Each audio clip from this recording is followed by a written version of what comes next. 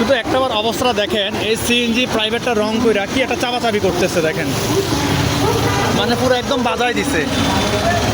মানে এখানে দোষটা হচ্ছে ড্রাইভারের, মানে প্রাইভেট কারের ড্রাইভারটা। ভাই এ ভাই,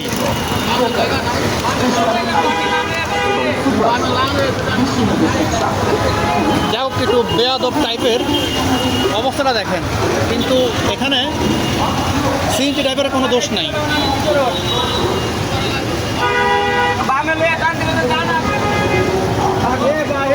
বাড়াবাড়ি দরকার কি? মানে প্রাইভেট ড্রাইভারটা কি পরিমাণ চলাফেরা দেখতেছে, দেখছি আমরা, দেখছি সব কিছু ভিডিও দেখছি, ঠিক আছে। এই দাঁড়ান,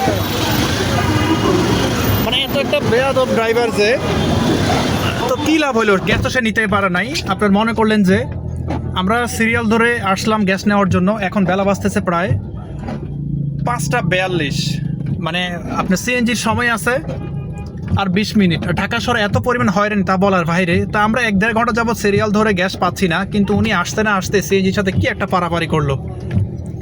তা আসলে সত্যি কথা বলতে কি, আমরা সব সময় দুর্বলদের উপরে আক্রমণটা একটু বেশিই করি। এখন ক্ষতিটা দিন শেষে কার হয়েছে? এই প্রাইভেটটার আলাদা হয়েছে। আমি দেখেন আমার পুরো শরীর ভিজা, দেখেন পুরো শরীর ভিজা। তো প্রাইভেটটা সে আইসা গ্যাস নিয়ে নিবে, কিন্তু দেখলেন তো আপনারা কি একটা পারাপারি করলো সিএনজির সাথে। আর ঢাকা শহরে গ্যাস নিতে ভাই এত কষ্ট। আমি প্রায় 3 ঘন্টা সিরিয়াল দেওয়ার পরে এক পাম্পে থেকে এখন আরেক পাম্পে আসছি। আমি এখানে 1.5 ঘন্টা সিরিয়াল ধরার পরে এখন গ্যাস নিচ্ছি। এটা হচ্ছে মহাখালী ফ্লাইওভারের নিচে। আমি যদি আপনাদেরকে একটু দেখাই, এই যে দেখেন, এটা হচ্ছে মহাখালী ফ্লাইওভার। যাই হোক, আসলে ভাই আপনারা প্রাইভেট যারা চালক, দুর্বল উপরে কোনো আক্রমণ করার কোনো দরকার নাই।